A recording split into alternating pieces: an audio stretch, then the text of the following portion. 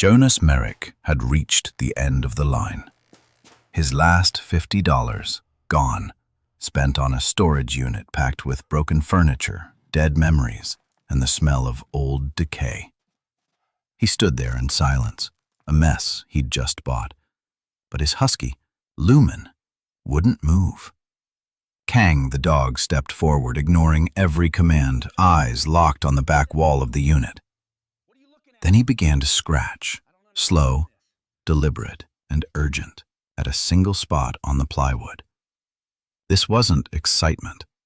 It was a warning and a call toward. The last snow of late March still clung to the high ridges above Cody, Wyoming, tracing the teeth of the Absaroka Mountains in thin white lines that glowed against a sky the color of old tin. Down in the valley, winter hadn't quite given up. The wind still came off the river cold and sharp enough to sting the lungs, and the fields between town and timberline lay in that gray in-between season, no longer buried, not yet green, where everything looked stripped down to bone. It was the kind of day that made a man feel how small he was under all that sky, how far away the rest of the world really sat from this worn-out corner of the American West. Jonas Merrick felt that distance in his bones as he stepped off the dirt road and onto the cracked asphalt outside the Cody Lock-in store. He carried it the way other men carried gut wounds or old secrets. Once, before things had gone sideways, he'd spent his days higher up, Ranger green on his shoulders, a radio at his hip, moving through lodgepole and scree with an easy, unhurried grace. The kind of mountain man who could read a ridgeline the way other folks read a newspaper. Years of wind and altitude had carved his face into strong, weathered planes. At 42, he looked both younger and older than his age. Dark blonde hair shot through with early silver at the temples.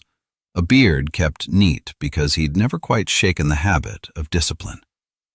Today he wore a battered brown leather jacket over a denim shirt, worn jeans, and scuffed boots that had seen more miles of game trail than city sidewalk. A sun-faded canvas pack rode his shoulders, half his life in worn fabric and fraying straps, and a sweat-stained tan hat shaded eyes the color of river rock, gray with just a hint of green when the light hit right. Those eyes had once been sharp with purpose. Now they just looked tired, like he'd been watching a storm build on the horizon for years and it still hadn't broken. At his side padded the only creature left in this world that he trusted completely. Lumen moved with the easy, liquid confidence of a dog born to snow and distance, a 3-year-old husky with a broad chest, powerful shoulders, and thick white and silver fur that made him look like a living piece of winter given shape. His ears were sharply pricked, tracking every sound, the clink of a dropped lock, the slam of a truck door, the muttered voices of the small crowd gathered outside the office. But his mouth was soft, tongue just visible as he panted in the cold air. His eyes were a startling pale amber, almost luminous, and they held an intelligence that had unsettled more than one stranger. Lumen didn't spook easy. He didn't fuss over other dogs, didn't bark at passing cars. He watched, he listened, and when he chose to move, it was for a reason. Jonas had learned that the hard way during the long nights after the hospital, after the last beeping machines and his mother's hand had gone slack in his. It was Lumen who dragged him out of that dark cabin more than once, nudging and whining until Jonas stepped outside and remembered the world still turned. Today, though, those amber eyes kept flicking to Jonas's face as if they understood exactly what that crumpled $50 bill in his pocket meant. His last 50. The final, thinning edge of his savings, scraped together from odd jobs, a few disability checks, and the sale of things he once swore he'd never part with. He hadn't told anyone in town how low the well had run. Truth be told, there was no one left to tell. The folks behind the feed store counter knew him as the quiet Merrick boy who came down from the hill with a Husky and bought kibble before he bought coffee. The waitress at the diner knew he liked his eggs over easy and never stayed long enough to finish a second cup. No one knew about the stack of overdue notices on his cabin table, or the way he'd stood there last night, fingers pressed into the scarred pine, and whispered, "Just give me one more break," to a ceiling that did not answer. That was why he was here. A flyer someone had tacked to the bulletin board at the post office had caught his eye, a cheap photocopied thing with black block letters. Delinquent storage unit auction. Cash only. Today. He'd seen guys on television make good money off auctions like that, hauling out old furniture and tools, flipping them in town. He didn't need a jackpot. He just needed something he could sell quick. A chainsaw that still ran, a box of hunting gear, anything that meant another month of food for Lumen and a little more time to figure out what came next. The crowd outside the storage office was small but experienced. Men in insulated vests and ball caps leaned against pickups and cargo vans, talking in that easy, joking way of people who'd stood on the same patch of cracked asphalt 100 times before. Jonas kept to the edge, one hand resting on Lumen's back, feeling the steady rise and fall of the dog's breath under his fingers. The auctioneer was a lean man in his 50s with a bright orange vest and a voice that cut through the cold like a knife through canvas. He rattled off the rules, talked about delinquent accounts and 48 hours to clear a unit, then led the group down the row of identical metal doors, each one a sealed question waiting to be priced. Jonas watched as the pros did their quiet dance, door up, flashlights out, a quick, practiced scan. Then the bidding would start and climb beyond anything he could touch. One unit full of tools went for $300 in less than a minute. Another, stacked with what looked like antique trunks, broke $900 before Jonas even nudged his brain toward the math of what was inside. He felt the 50 in his pocket like a stone. By the time they reached the far end of the row, his hope had worn thin as the soles of his boots. The auctioneer stopped in front of a door with a faded number stenciled near the handle. 219. "Last one for the day," the man called, voice still brisk but softer now, like he didn't expect much out of this final act. "Unit 219, 9 months delinquent. Looks like a backload. Let's see what we've got." He nodded to a worker with a bolt cutter. The lock snapped with a short, brutal pop, and the metal roll-up door jerked as they dragged it skyward. A smell rolled out first, stale, wet, and faintly moldy, like old carpet left in the rain. Jonas stepped closer, squinting into the dim light. Everything inside was wrong. Not neatly stacked, not even carelessly tossed. It looked like someone had taken the contents of a life and shaken them into a metal box until all the shape fell out. A floral armchair slumped near the front, one leg slightly shorter than the others, its upholstery faded and rubbed shiny where hands and years had worn it smooth. A wooden dresser lay tipped on its side, drawers yawning open like broken teeth, clothes spilling out in tangled, mildew-stained heaps. Lamps with crooked shades jutted from the wreckage at odd angles.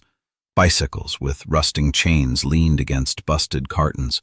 Cords, wires, and extension cables snarled together in the corner, a knotted nest of forgotten electricity. Nothing about it said value. It said mess. It said landfill. It said mistake.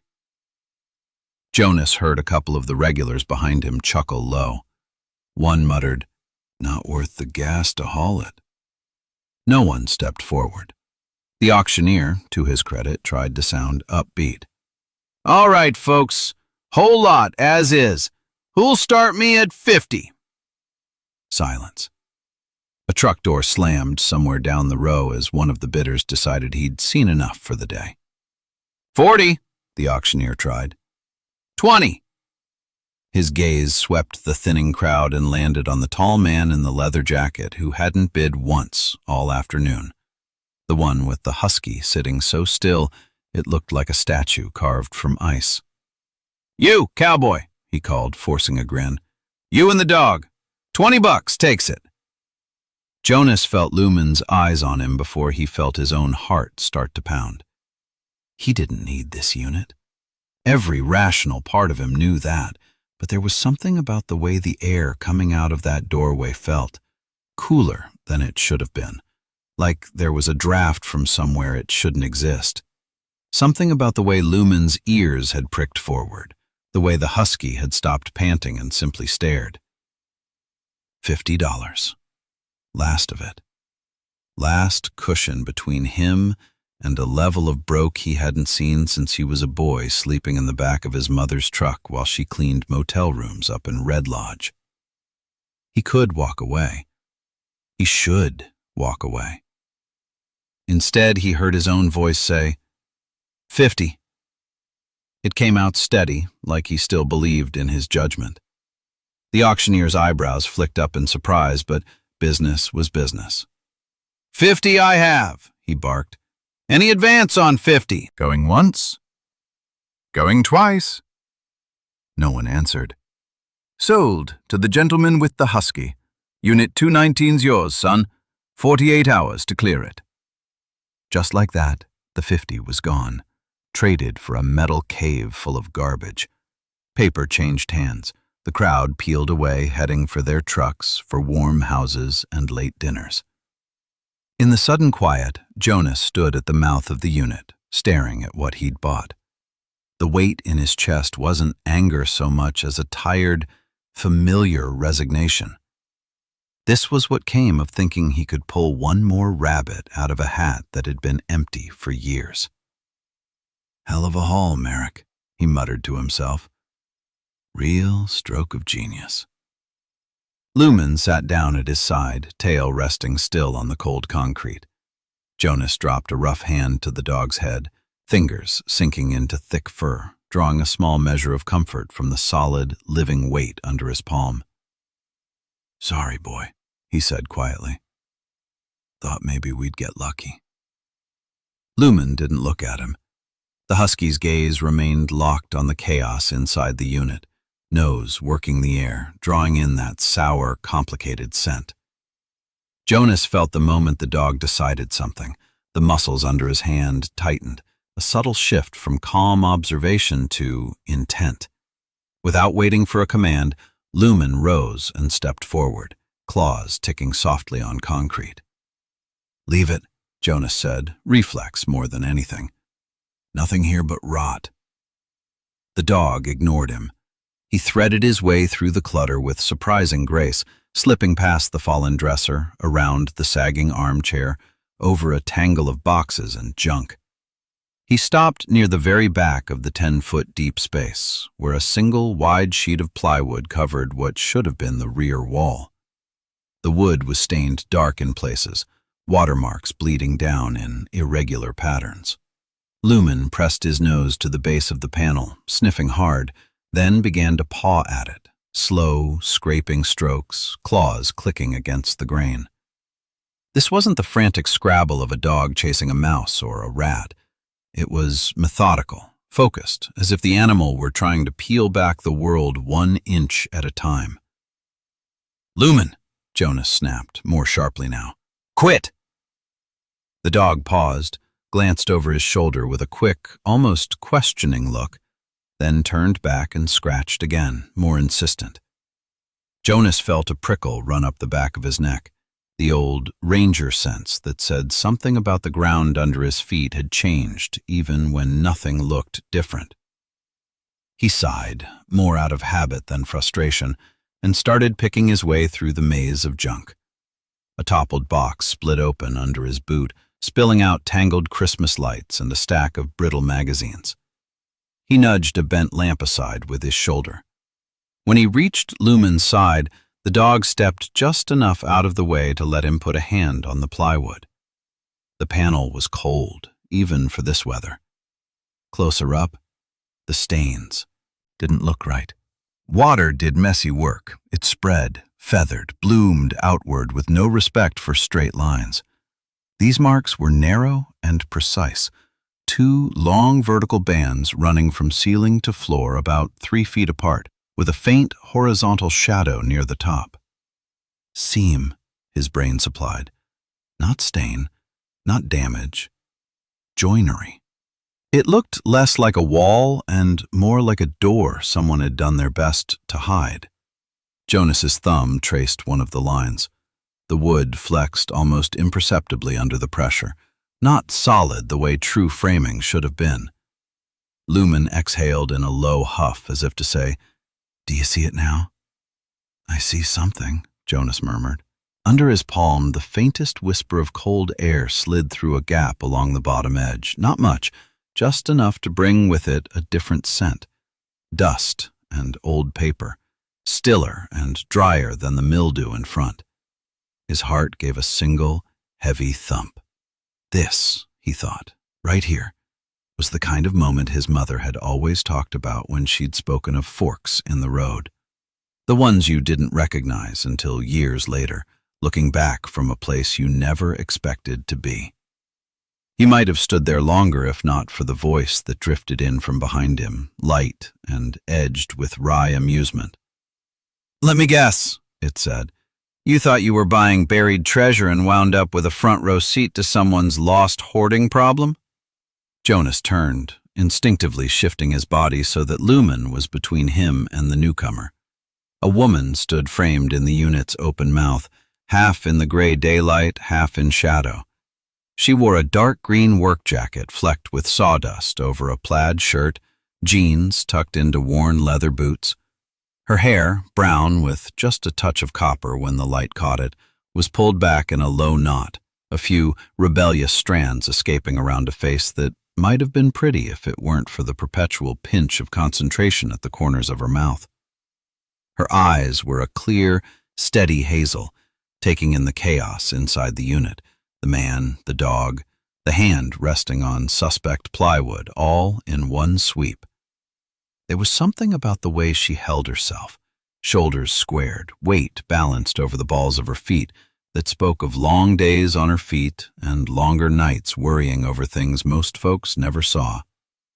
"Depends who you ask," Jonas replied, voice coming out rough from disuse. He hadn't strung this many words together in front of a stranger in months. "You with the auction?"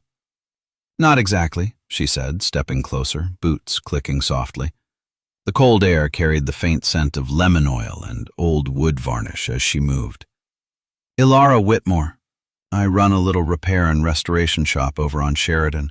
Lamps, chairs, the occasional miracle. They let me poke around after the sharks are done, in case there's something that can be rescued instead of tossed." She swept a hand toward the leaning armchair and fallen dresser. "Figured I'd see what poor soul got stuck with this beauty." Her gaze flicked to Lumen, and for the first time since she appeared, her expression softened. "And who's this?" Jonas was halfway through saying, "He's not," when Lumen made up his own mind. The husky moved away from the plywood, trotted over, and stopped in front of Ilara. He sniffed her hand once, twice, then gave a short, approving wag of his tail, the kind he reserved for the rare few humans he didn't immediately classify as background noise. Ilara laughed, the sound low and surprised. "Well, that's a first. Most dogs don't know what to do with the smell of lacquer and rust remover." She scratched gently behind Lumen's ears, and the dog closed his eyes for half a second, leaning into the touch. Jonas watched, uneasy.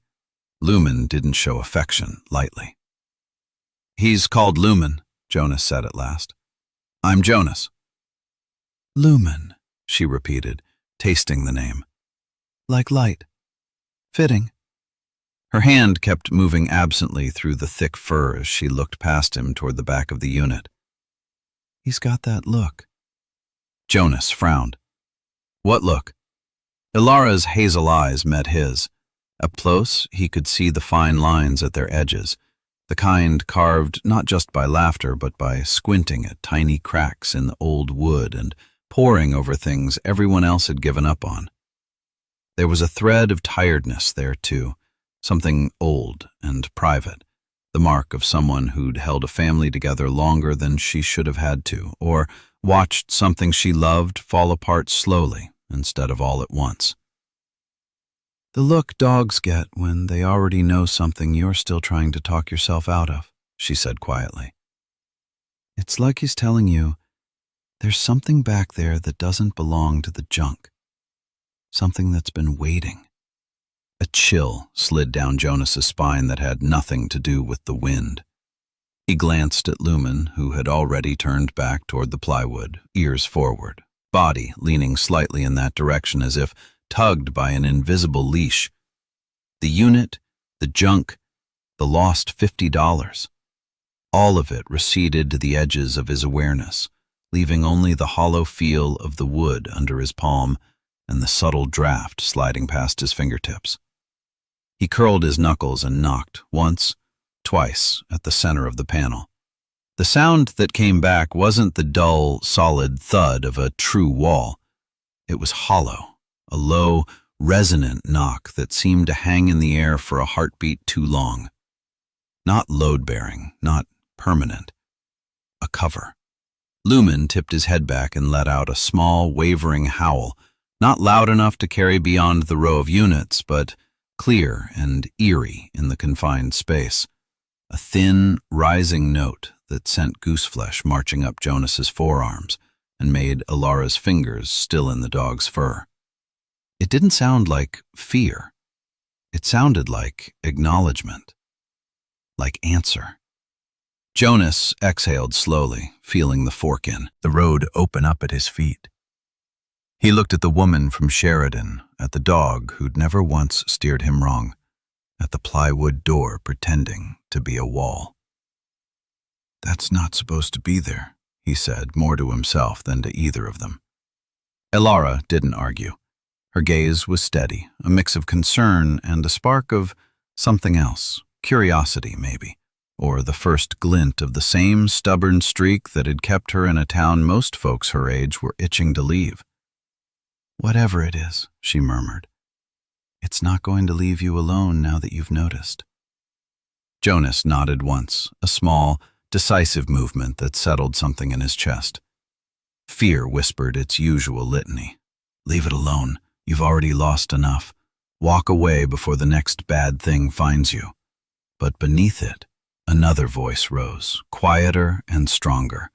The voice that had once walked him into burning trees and over unstable talus because someone had to go first.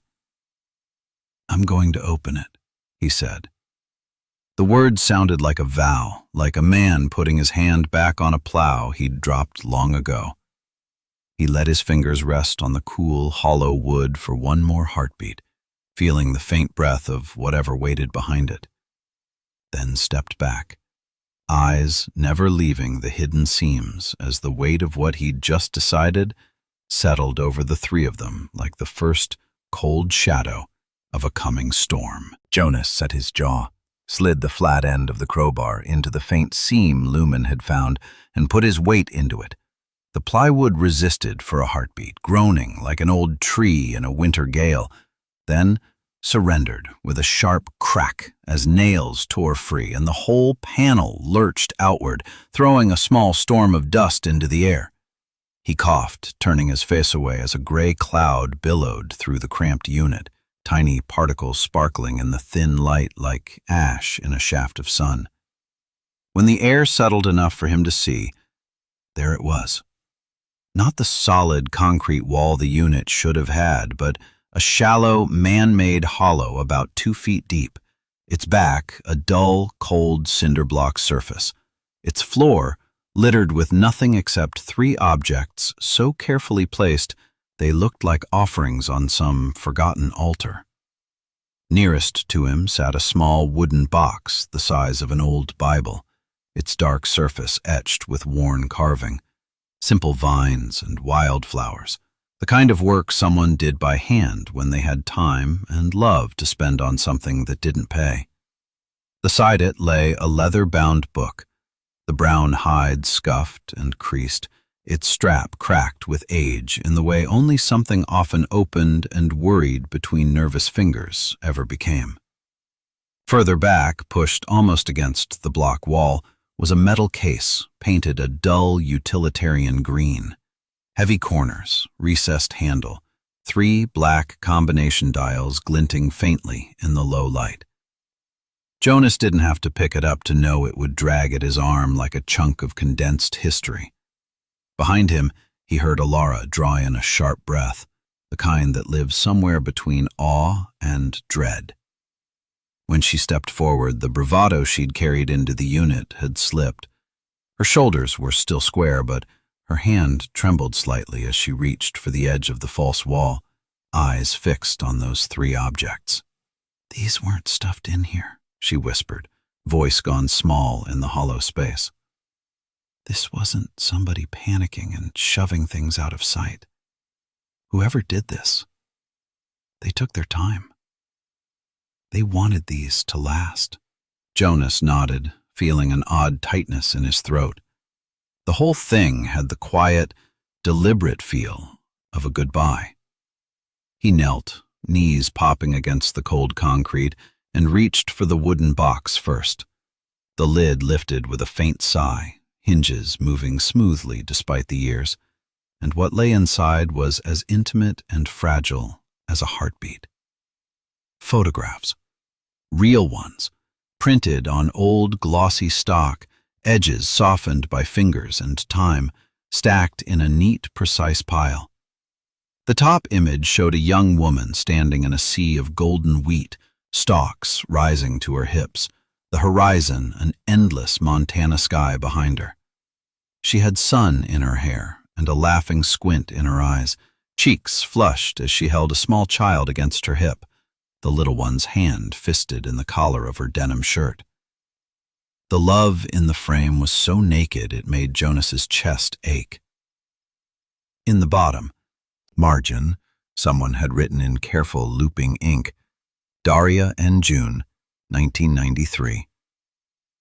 He felt Alara shift closer, the warmth of her shoulder near his own in that cold unit, and when she leaned over his arm to see, the scent of lemon oil and old wood mingled with dust and mildew. Her gaze snagged on the name, and something in her went very still. The color drained a shade from her face, leaving the freckles across her nose standing out starkly. "June Whitmore," she said, the words barely there, like they were being dragged out of a well. That's my aunt." Jonas looked from the photograph to her, seeing her not as the stranger from the doorway now, but as a woman who just had a fault line open under her feet.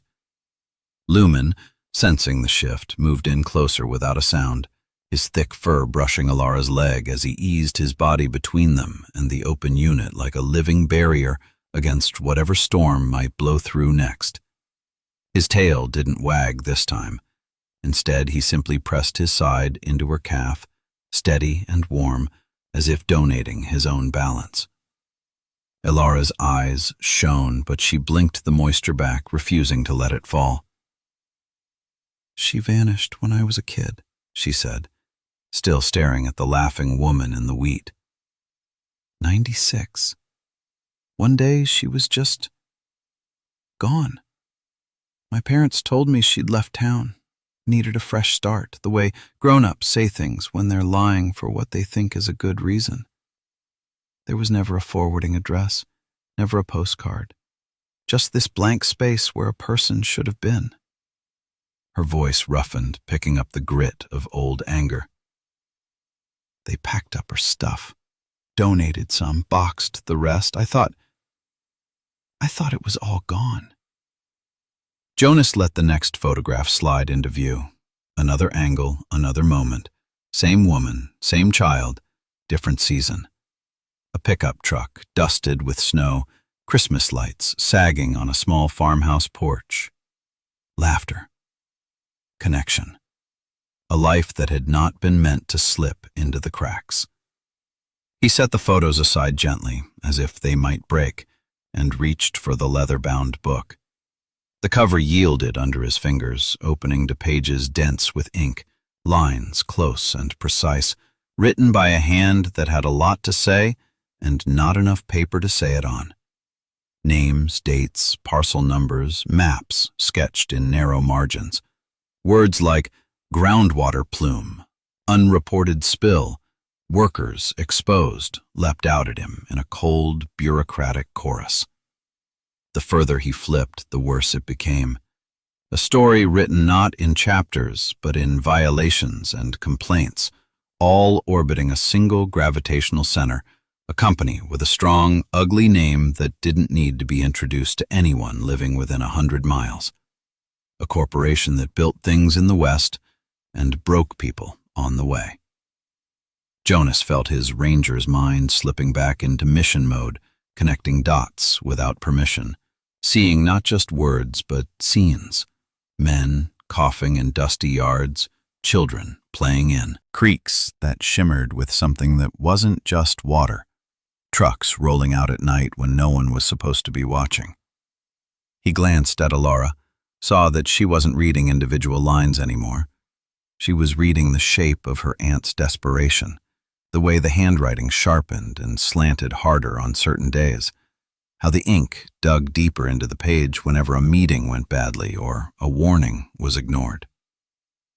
In the cramped, cluttered casket of Unit 219, the two of them stood like mourners over a paper grave, bound not by blood, but by the shared weight of what those pages suggested.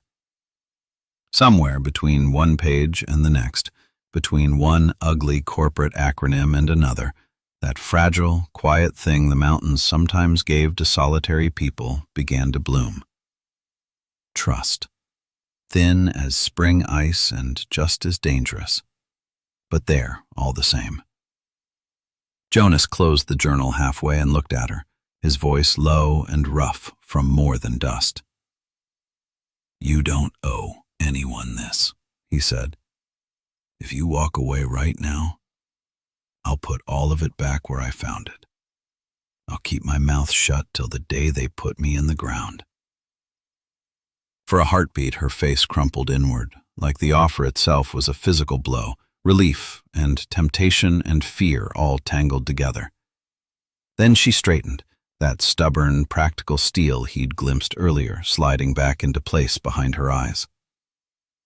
"No," Alara whispered, and there was a tremor in the word, but no doubt. "No, Jonas. She is my family. Whatever this is, whatever she got herself tangled in, I can't let her stay buried like some bad rumor. I need to know, even if it's ugly, even if it hurts." As if affirming the vow, Lumen chose that moment to press his head firmly into her hand, dragging her fingers down his ruff. She let them curl there, holding on like he was the only solid thing in the room. For a brief second, the three of them were joined, man, woman, dog, by something that wasn't yet love, but felt like the roots of it might be curling in the dark, testing the soil. The metal case waited like a final exam they hadn't studied for. Jonas shifted his attention to it, ran his fingers over the cold, matte surface, the recessed handle, the three unyielding dials. This was no yard sale lockbox. This was the kind of container people used when losing what was inside would cost more than money. "Whoever she was fighting," he murmured. She expected them to fight back. It took them the better part of 2 hours to convince that box to give up its secrets. Time stretched in a strange way as Jonas worked, sitting cross-legged on the concrete with the case between his knees, his shoulders hunched and forearms corded as he coaxed the old tumblers through every combination his patient, methodical mind and the faintest tactile feedback could suggest. Alara kept the beam of a cheap flashlight steady on his hands, the light trembling only when her muscles began to spasm from holding it too long. When that happened, she'd swap, and he'd take the light while she massaged pins and dials with surprising dexterity. Their conversation roamed in the spaces between clicks, the smallest fragments of life shared not to fill silence but to make it safer. He heard about the first time Alara had fixed something on her own, a rocking chair that had belonged to her grandmother, repaired in the back alley with a hammer too big for her hands and nails she bent 3 times before they went in straight. She heard a little about his mother and the way she used to say the land remembered everything, whether people wanted it to or not. Above them, the sky shifted from flat gray to the colder, thinner light of late afternoon. But in the cramped hollow of Unit 219, the world had shrunk to the stubborn line of 3 black dials and the possibilities they guarded. When the last lock finally yielded with a small but decisive metallic clink, the sound ran through Jonas like relief and warning in the same breath. He lifted the lid carefully, as if expecting it to resist even now, and a breath of trapped air exhaled from inside, dry, papery, touched with the ghost of old ink and machine oil. Neat bundles of envelopes sat in one corner, their flaps unsealed, but their addresses carefully penned. He could see the imprint of the same cramped hand from the journal on each one, and from the dates stamped in one corner, knew they'd never made it to the post office that should have marked them. Unsent letters. Words meant for lawyers, for officials, maybe even for family, that had been locked away instead of mailed. Beneath them lay manila folders, their edges crisp despite the years, bristling with typed reports and photocopied forms, each page a small piece of a larger crime.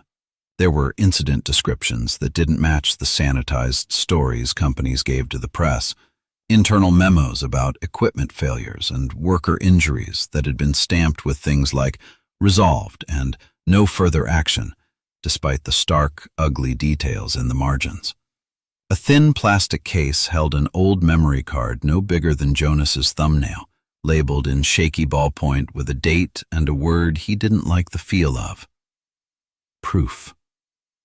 Next to it rested a pocket-sized voice recorder, its once black casing gone charcoal with use, a strip of tape across the back bearing 2 initials, J.W.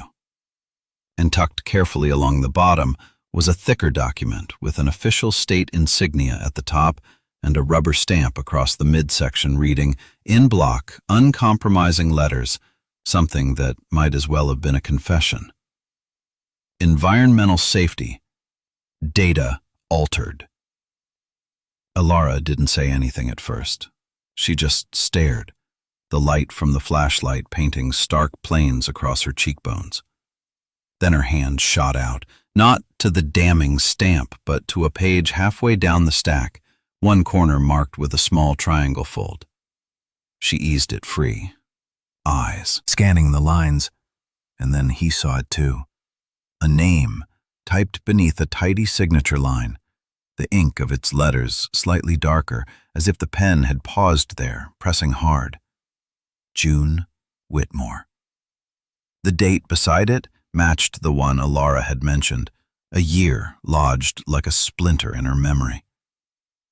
"That's the day they said she left," Alara murmured. "The day the grown-ups started talking around me instead of to me." Her voice broke finally on the last word, and a single tear escaped, tracking a clean line through the dust on her face. She swiped it away angrily, as if even now she didn't want pity from anyone, least of all herself. Jonas didn't reach for her. Some part of him knew that touch right now would be too much, like putting weight on a fresh bruise. Instead, he picked up the small recorder, felt the worn buttons under his thumb, and after a moment's hesitation, pushed play. At first, there was only a low hiss, the soft, hollow hum of whatever room the device had been in. Then a woman's voice emerged, thinner than in the photos, threaded with fatigue but still carrying that stubborn edge, like someone determined to finish a job even as the walls closed in. "If you're hearing this," she said, each word careful, like she didn't want to waste any, "then I couldn't do what needed doing. I ran out of time. Or maybe nerve. A dry, humorless laugh crackled through the tiny speaker. "It doesn't matter which. What matters is that this doesn't die with me." She spoke of files and men with too much money and too little conscience, of signatures she'd been pressed to give and numbers she knew were lies. Finally, her voice softened, turning away from faceless authorities and toward some unknown listener on the other side of years. "If someone with hands and a heart finds this," June's recorded self whispered, "go to my old place outside Sweetwater, the farm at the end of the East Road. They'll tell you which, if the town's still got any memory left. There's something there I couldn't move. Something this whole rotten mess is still circling. Maybe it'll set the truth free. Maybe it'll do the same for whoever's stubborn enough to go looking." The last words frayed, the tape catching a breath that might have been a sob or just a tired exhale, and then the recorder clicked itself into silence. For a long moment, the storage unit was nothing but quiet and the faint ticking of cooling metal. Jonas was the first to move, thumb sliding off the stop button as if the thing had suddenly gotten too hot to hold. He set it down near the opened case, then lifted his gaze to the doorway of Unit 219. Lumen was already standing, not facing them now, but turned toward the world beyond the threshold. His body was taut, but not fearful, head held high, ears pricked not at any sound Jonas could hear, but at some invisible line only he could sense stretching away toward the distant hills. In the pale light, his eyes seemed to catch a reflection that wasn't there, a brightness that made them look almost molten. Jonas felt something in his chest drop and settle, the way it did when a trail he'd been doubting suddenly revealed the faint outline of human boot prints. "He wants to go," Jonas said quietly, not really meaning to speak out loud, but the truth of it felt too big to keep inside. "He thinks we're not done here. Not by a long shot." Ilara's fingers, which had been curled into fists at her sides, slowly uncoiled. She stepped closer to him, the distance between them shrinking until he could feel the warmth radiating from her through the thin layers of fabric and air. Without asking permission from either of them, her hand reached out, found his, and closed around it. Her grip was cool and small, but strong, the shake mostly gone now, replaced by a resolve that matched the line of her jaw. "Then this time," she said, voice low but steady, "I'm not letting somebody else go in my place. This time, I go with you." For a second, everything else fell away, the clutter, the cold, the ticking clock of their ordinary lives. Jonas's fingers tightened almost involuntarily around hers, not in conquest, not in claim, but in recognition. The contact didn't feel like a confession, not yet. It felt like a contract, a quiet agreement between two people who had spent too long carrying their burdens alone. He let himself hold her gaze just long enough to nod once, a promise sealed without grand words. They moved then with a kind of reverent efficiency, easing the journal, the photographs, the letters, the damning papers, and the small recorder into Jonas's pack, wrapping them in an old flannel shirt from one of the boxes to keep the edges from bending. The metal case itself they left behind for now, its weight too much for this first step, the combination dials still and inscrutable. When Jonas finally grabbed the handle of the roll-up door and pulled, the corrugated metal rattled back down into place with a dull, final crash that echoed down the row of units like the closing of a chapter in a book no one had expected to read. Outside, the Wyoming wind had picked up, sweeping across the gravel lot with a low, lonely keening that smelled of snowmelt and distant sage. The sky over Cody had deepened to a bruised blue, the last light catching on the far hills where the land lifted itself into shadowed shapes that pointed, maybe, toward Sweetwater. Lumen stepped ahead without being told, paws whispering against the ground, nose lifted as if he already had the scent of a farm long abandoned, of wheat fields and ghosts, and whatever waited beyond the end of an eastbound road. Jonas fell into stride beside Alara, their shoulders close enough to brush now and then, the warmth of her hand still ghosting against his palm even after she'd let go. Between them and before them, the past and the future stretched out like an old dirt track, rutted, Uncertain, but finally, undeniably, leading somewhere. In the end, Jonas and Alara learned something far greater than the truth hidden in a storage unit or the secrets buried beneath the Wyoming dust. They discovered that even in the loneliest seasons of our lives, when the world feels abandoned and the road ahead looks broken, God still sends small miracles to guide us. Sometimes that miracle walks on four paws. Sometimes it arrives in the form of a stranger who quietly becomes family. And sometimes it lies in the courage to open a door we were never meant to find. This story reminds us that light often appears in the smallest places. A photograph tucked away, a voice recorded in darkness, a dog who refuses to give up on his human. It teaches us that redemption is not a grand event, but a collection of humble choices made with love and honor. And it is a reminder that God does not always speak with thunder. More often, he whispers through the loyalty of a faithful companion and the bravery of a heart willing to try again. If this journey touched you, if it reminded you of the quiet miracles in your own life, we invite you to help this community grow.